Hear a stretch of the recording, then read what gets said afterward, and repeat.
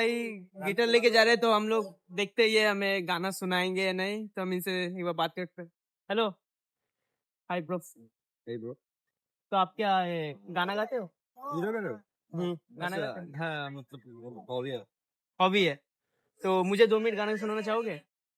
अब why not? सुन सकते हो कहाँ पे? मतलब मुझे थोड़ा बिजी हूँ मैं। 2 मिनट बस, कुछ नहीं, 2 मिनट। बंगाली? ওকে না আমি একটু যাবো 5 মিনিট 2 মিনিট 5 মিনিট হবে। ठीक है, ओके ओके, चलो भाई। भाई गाना सुनाएगा, ठीक है? तो भाई चलो ब्रो स्टार्ट। बाद में मुझे क्या मिलेगा?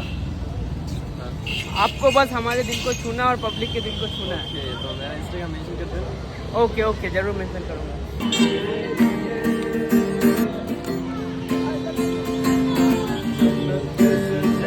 मैंने तेरे लिए তোমার ঘরে বাস করে কারা হয় ও মনে জানো না তোমার ঘরে বাস করে কারা হয় ও মনে জানো না তোমার ঘরে বসে করে ক্ল্যাপ ক্ল্যাপ।